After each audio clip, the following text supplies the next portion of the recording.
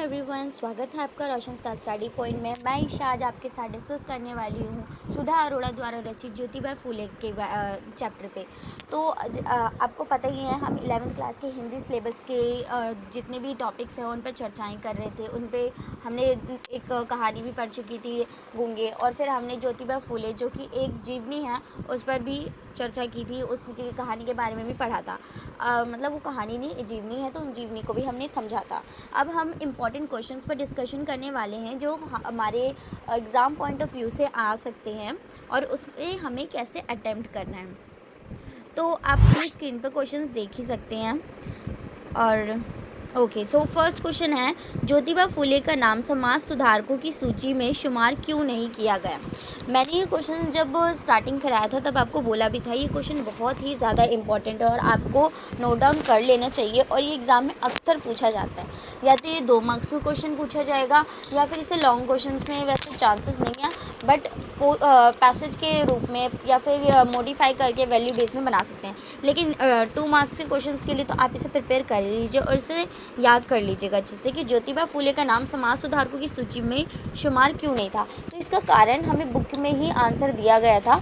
तो उसमें कारण क्या था, क्योंकि जो इसके निर्माता थे ना, वो उच्च वर्गीय समाज का प्रतिनिधित्व करते थे। यानी कि जो समाज सुधारकों की सूची तैयार की गई थी वो उच्च वर्गीय समाज के प्रतिनिधित्व जो कैंडिडेट्स आए थे उन्होंने तैयार किया था। अब आप ये सोचो, अगर तैयार करने वाला ही उच्च वर्ग का होगा और वो भी इन सूचियों को, तो वो ऐसे लोगों का नाम नहीं डालेगा ना जिन्होंने उनकी बुराइयां की हो। तो इन्होंने भी क्या किया था, पहले हम इसका आंसर एक बार मैं बता देती हूँ कि ज्योतिबा फुले का नाम समाज सुधारकों की सूची में शुमार नहीं किया गया क्योंकि इसके निर्माता उस उच्च वर्गीय समाज का प्रतिनिधित्व करते थे जिसका ज्योतिबा फुले विरोध करते थे। तो मैंने अभी पॉइंट बोला था आपको कि अगर आप किसी का विरोध कर रहे हैं और वही किसी चीज़ को बना रहा है तो वो आपका नाम शुमार नहीं करेगा। और ये मैंने जब चैप्टर में आपको समझा रही थी तब भी बताया था। तो ये क्वेश्चन आंसर इस तरह से आपको ट्रीट करना। और हम ये बता सकते हैं कि किस तरह से ज्योतिबा फुले ने हमेशा ब्राह्मण समाज का जो ब्राह्मणीय समाज या उसका जो प्रभुत्व है उसका विरोध किया था। जो भी उनके आडंबर थे समाज में, जो रूढ़ियाँ थी, उनका विरोध करते आए हैं। और उन्होंने क्या किया था, ब्राह्मण समाज के वर्चस्व का विरोध किया।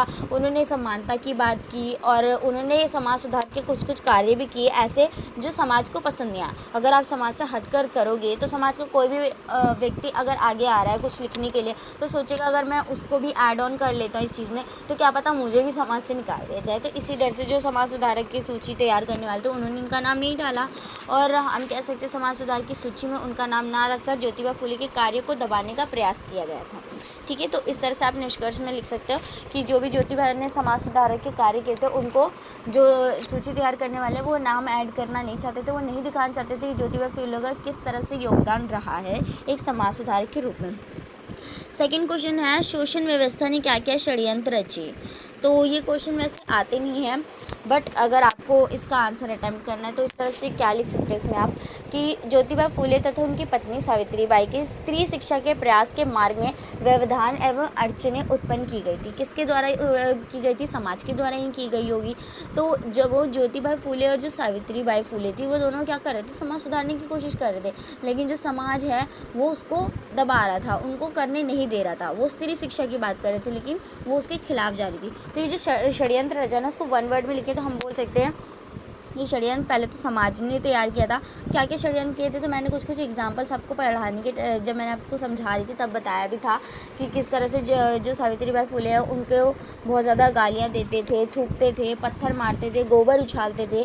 तो इस तरह का शोषण किया जाता था उनके साथ। उनके परिवार को बहिष्कार कर दिया, यानी कि वो ब्राह्मण समाज से ही संबंधित है ज्योतिबा फुले, तो उनको क्या किया गया था, उनके परिवार वालों ने भी इस डर से निकाल दिया कि हमें भी समाज से निकाल दिया गया। और समाज ने खुद भी ज्योतिबा फुले और उनकी पत्नी को समाज से बहिष्कृत कर दिया था, उनको निकाल दिया था। तो इस तरह से उनका क्या किया गया, उनके खिलाफ षड्यंत्र रचा गया, उनको समाज में नहीं रहने दिया। वैसे ये क्वेश्चन आएगा लेकिन क्वेश्चन का फॉर्मेट बदल जाएगा। जैसे इसमें वो षड्यंत्र रचा गया, ये षड्यंत्र नहीं पूछ सकते, कह सकते हैं समाज ने कौन कौन से व्यवधान उत्पन्न किए। आपको पता है कि ये क्वेश्चन डायरेक्टली नहीं आते, थोड़े से घुमा के आते हैं, खासकर जब वो लॉन्ग क्वेश्चन की बात होती है। तो आप इसे लॉन्ग क्वेश्चन के रूप में प्रिपेयर कर सकते हो। ये क्वेश्चन का आंसर वैसे तो अगर आपने कहानी अच्छे से पढ़ी है तो आप वैसे भी डील कर सकते हो। तो जिससे कि समाज के दलित शोषित वर्ग के बारे में ये सब जो बात हुई थी, ये आंसर में लिखना है। अब ये सारा ऐड कर देगा। नेक्स्ट क्वेश्चन है, ज्योतिबा फुले द्वारा प्रतिपादित आदर्श परिवार क्या आपके विचारों के आदर्श परिवार से मेल खाता है? जो मैं क्वेश्चन बोलती थी कि वैल्यू बेस्ड क्वेश्चन में आता है, वही यहाँ पे पूछा गया है कि आदर्श परिवार जो ज्योतिबा फुले ने बताया था और जो हमारे अनुसार है उसमें क्या मेल है, या फिर आप पक्ष विपक्ष में अपने उत्तर दीजिए। यानी आपके अंडरस्टैंडिंग में पूछा गया है, ये लॉन्ग क्वेश्चंस में आएगा, पक्का आएगा। मतलब अगर लॉन्ग क्वेश्चंस में ऑप्शंस आते तो ऑप्शन के रूप में ये आ सकता है, लेकिन तो आप इसको समझ के करिएगा। इससे पहले तो आपको बताना होगा ज्योतिबा फुले के अनुसार जो आदर्श परिवार होता है वो क्या है, और फिर आपके अनुसार आदर्श परिवार क्या है, फिर आप बताइए कि क्या सही है क्या नहीं। यहाँ पक्ष और विपक्ष दोनों बोला है, यानी कि आपको उसकी आलोचना भी करनी है, उसको समर्थन भी देना है। तो पहले तो आप ये बता दीजिए कि ज्योतिबा फुले ने क्या बोला था। एक आदर्श परिवार की उन्होंने परिभाषा देते हुए कहा था कि जिस परिवार में पिता बौद्ध, माता ईसाई, बेटी मुसलमान और बेटा सर्वधर्मी हो, वह परिवार एक आदर्श परिवार है। तो उन्होंने ये परिभाषा दी थी। तो हम क्या कह सकते हैं कि एक तरह से अगर इसके समर्थन में करें तो ये अच्छा है तर्क। क्यों अच्छा है? क्योंकि अगर मैंने स्टोरी पर बताते वक्त भी बताया था कि अगर धर्मनिरपेक्षता हमारे घर में ही होगी, हमारे परिवार में ही होगी, तो हम क्या करेंगे, समाज में भी अगर विभिन्न धर्म जाति वर्ग के लोग हैं तो उनके साथ भी सौहार्द सब मतलब बिल्कुल मेल मिलाप के साथ रहेंगे, और कहीं भी ऐसे घृणा का भाव या फिर द्वेष, ये सारी चीज़ें नहीं होगी। और मैंने बताया था सुधा अरोड़ा जी ने विभाजन का त्रासदी देखी थी, तो इस हिसाब से उन्होंने इस चीज़ को मेंशन करते हुए बताया है कि किस तरह से इसकी ज़रूरत पड़ जाती है। आज के समाज में भी ज़रूरत है इसकी, और पहले के समाज में भी थी, जिसकी वजह से हमारा भारत विभाजित हुआ। वो नहीं होता अगर ये चीज़ें होती, लोगों के परिवार में ऐसी भावना होती, क्योंकि परिवार से ही एक समाज बनता है, एक परिवार। तो इसीलिए हम इसके समर्थन में तर्क दे सकते हैं कि ऐसा परिवार एक सुखी परिवार भी होगा और बहुत ही एक समाज के लिए भी आदर्श बनेगा, और वो परिवार कभी भी किसी और की हानि के बारे में नहीं सोच सकता, जहाँ पे विभिन्न धर्म से संबंधित लोग रहते होंगे। उनमें एकजुटता का भावना होगा, एकता की भावना होगी, और वो साथ मिलकर कार्य करेंगे।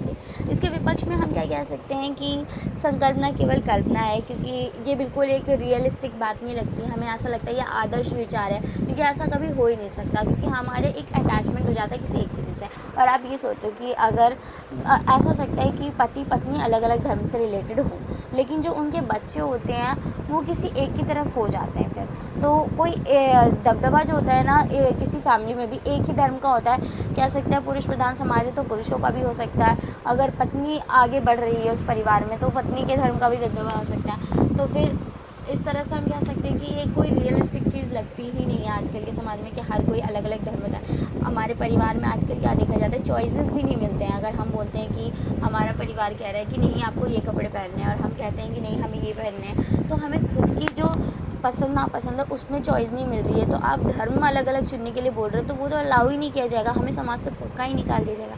तो ये रियलिस्टिक बात नहीं है। हम ये चीज़ें मेंशन कर सकते हैं, इसके विपक्ष में तर्क दे सकते हैं। और हम ये भी कह सकते हैं कि जो एक परिवार में बंधन है वो स्थायी होते हैं जब वहाँ एक ही विचारधारा होती है। यानी जब आप एक ही चीज़ को फॉलो करते हो ना, तभी वो सारे जो परिवार है ना वो एक साथ रहकर रह सकता है। आप बोलो कि एक ही छत के नीचे अलग अलग विचारधारा के लोगों तो दिन भर लड़ते ही रहेंगे, डिबेट करते रहेंगे, वो कहेंगे मेरा अच्छा है मेरा अच्छा है, तो ये चीज़ें अच्छी नहीं है। इस तरह से हम विपक्ष में तर्क दे सकते हैं कि इन शॉर्ट हमें निष्कर्ष लिखना है, तो निष्कर्ष में आप बता दीजिएगा कि जो आदर्श परिवार की भाषा जो परिभाषा ज्योतिबा फुले ने दी है, उन्होंने सिर्फ एक समाज को एक सोच एक तरह से देखने का नज़रिया दिया है।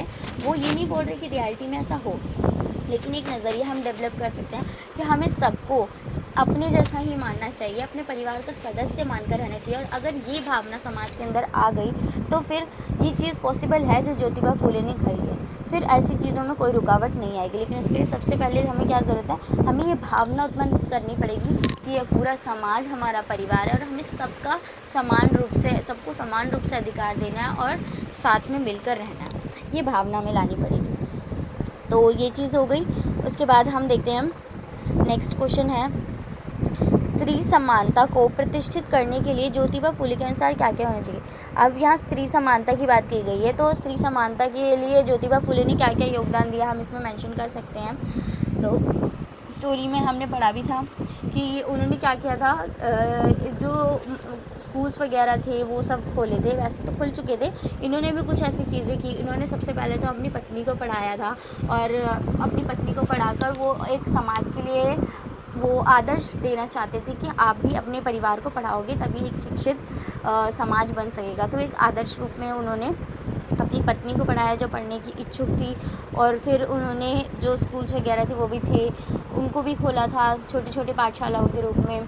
और उसके अलावा वो और उनकी पत्नी दोनों साथ में जाके गरीब लोगों को या फिर जितने भी निचली जाति के थे या छूत थे उन सबको पढ़ाया करते थे। तो इन्होंने भेदभाव वगैरह नहीं किया, खासकर शिक्षा के मामले में। और इनकी सोच ये थी कि शिक्षा पर किसी एक का अधिकार नहीं हो सकता, और अगर किसी का एक अधिकार हो जाता है शिक्षा पर तो वो शिक्षा नहीं कहलाती है, क्योंकि शिक्षा कभी किसी की गुलाम नहीं हो सकती और इसे बेचा या खरीदा नहीं जा सकता। तो उनकी ये सोच हम यहाँ पे मेंशन कर सकते हैं। और मैंने पहले भी बोला था कि अगर आप बुक की कोई लाइन कोट कर देते हो यहाँ पे तो आपके आंसर के मार्क्स बहुत ज़्यादा स्कोरिंग हो जाते हैं। तो मैं अभी भी सजेस्ट करूँगी कि आप वो कोट्स को मेंशन कर दीजिए जिसमें ज्योतिबा फुले बोलते हैं कि शिक्षा की बात वो क्या करते हैं कि शिक्षा पर किसी का अधिकार नहीं हो सकता। वो लाइन आप लिखिए, और आप इसे पॉइंट में भी आंसर दे सकते हो कि किस तरह से उन्होंने कार्य किए थे अपनी पत्नी के साथ मिलकर। उन्होंने स्त्रियों के अधिकार और स्वतंत्रता की बात की थी, उन्होंने स्त्रियों के शिक्षा के प्रबंध को हटाया था।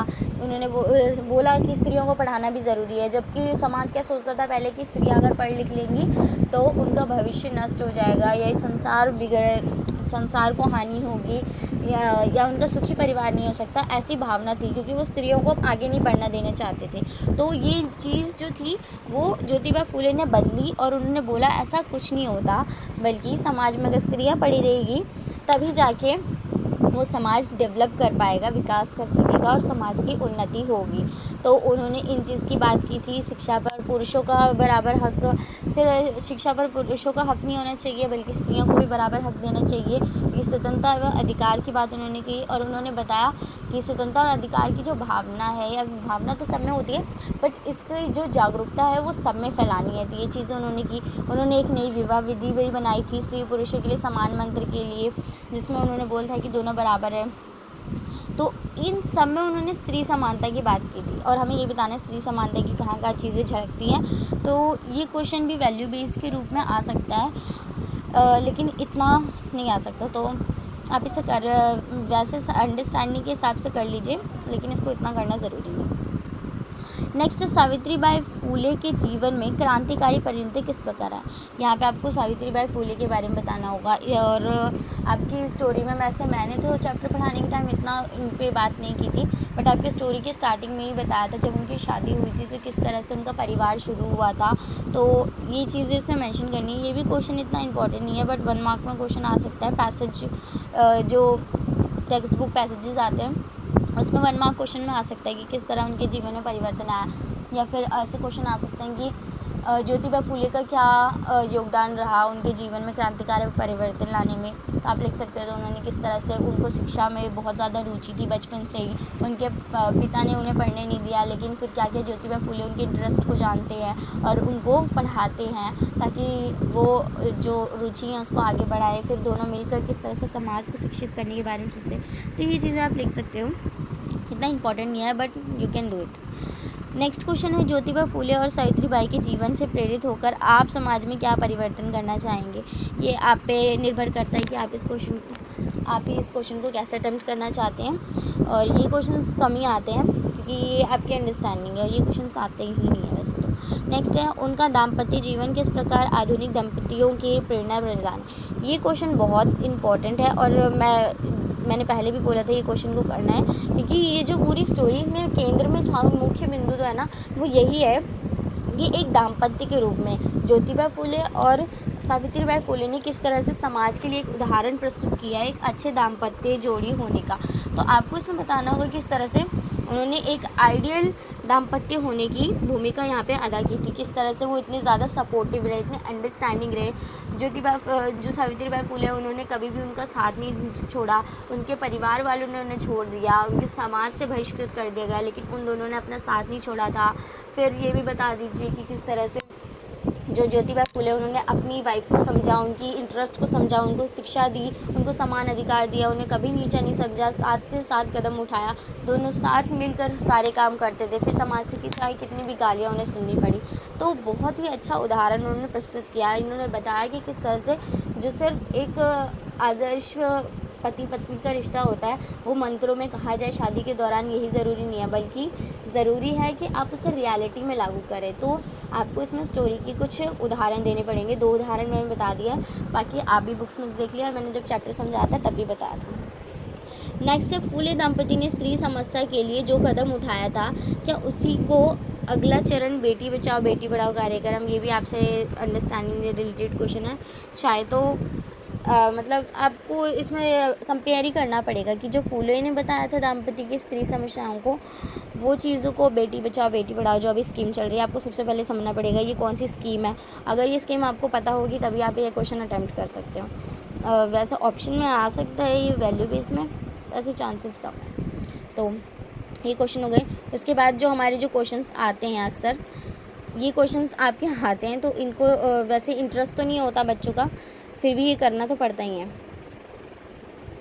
तो इनमें क्या होता है कि आपको कोई भी स्टोरी की या फिर पोएम्स की भी लाइन दे दी जाती है और आपको उसे एक्सप्लेन करना होता है। तो इसके लिए ज़रूरी कि आपकी डीप स्टडी हो उस चैप्टर से रिलेटेड, अगर आपको इसमें अच्छे मार्क्स लाने हैं, और अच्छे मार्क्स आ जाते हैं अगर आपने कोई कोटिंग जो कोटिंग तो इसमें दी होती है उसको अच्छे से, पहले तो आपको उसमें 2 तरह से एक्सप्लेन करना होता है। मैंने पहली वाली क्लास में भी बताया था। पहले आपको जो लाइन दी गई है उसका भावार्थ, उसका शब्दार्थ बता दीजिए, क्योंकि ये ऐसे दोहे टाइप जैसे होते हैं ना, उस तरह से लिखे होते हैं, हमें उसको सिंपल लैंग्वेज में बताना होता है। तो अपनी अंडरस्टैंडिंग के हिसाब से उसको एक्सप्लेन कर दिए। फिर इसके अंदर जो भावार्थ है, यानी लेखक इसके माध्यम से कुछ और बोलने का प्रयास कर रहा है, वो चीज़ बता दीजिए। जैसे कि इसमें बोला है, सच का सबेरा होते ही वेद डूब गए, विद्या शूद्रों के घर चली गई, भूदेव शर्मा गए। ये लाइन में किस तरह, अगर हम इसे शब्दार्थ के रूप में देखें तो हम इसे कैसे कर सकते हैं,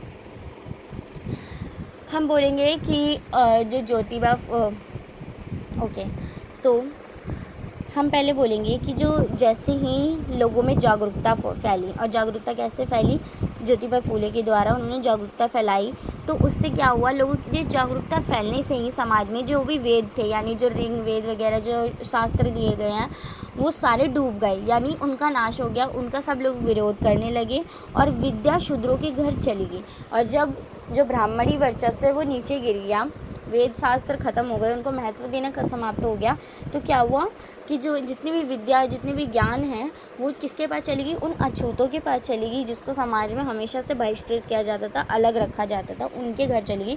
यानी अब वो लोग जो निचली जाति के लोग हैं वो शिक्षित होने लगे हैं। जो भूदेव है, जिनको ब्राह्मण मेंशन किया गया, वो शर्मा गए। शर्मा गए का मतलब क्या है कि अब उनकी कोई वैल्यू नहीं रह गई समाज में, उनको कोई इज़्ज़त नहीं दी गई, उनका पद उनसे छीन लिया गया। इस तरह से ये हम कह सकते हैं शब्दार्थ में। भावार्थ के रूप में क्या बोल सकते हैं कि जो लेखक है वो इसके द्वारा व्यंग कर रहा है, और ये मतलब जो सुधा अरोड़ा है वो व्यंग करती हुई कहती हैं कि समाज को ऐसा लगता है कि अगर शिक्षा अछूतों के घर चली जाती है या फिर निचली जातियाँ पढ़ लिख लेंगी तो क्या होगा, ब्राह्मणी वर्चस्व कमज़ोर हो जाएगा, और ब्राह्मणी वर्चस्व कमज़ोर हो जाएगा तो ब्राह्मणों का पेट कैसे पलेगा, वो कैसे जिएंगे। इसीलिए हम इसमें उदाहरण भी दे सकते हैं कि समाज में अक्सर जो बड़े बड़े लोग होते हैं वो क्या करते हैं, लोगों को सच जानने ही नहीं देते, क्योंकि अगर वो सच जान जाएंगे तो वो फिर आगे विरोध करने लगेंगे और अपने लिए अपने महत्व की बात करने लगेंगे, तो ऐसे वो करने लगेंगे। तो इस तरह से हम इसे शब्दार्थ और भावार्थ के रूप में दोनों मेंशन करेंगे तो अच्छे मार्क्स मिल जाएंगे हमें। फिर नेक्स्ट को है, इस शोषण व्यवस्था के खिलाफ दलितों के अलावा स्त्रियों को भी आंदोलन करना चाहिए। ये बात पहली बात तो ज्योतिबा फूले ने कही थी।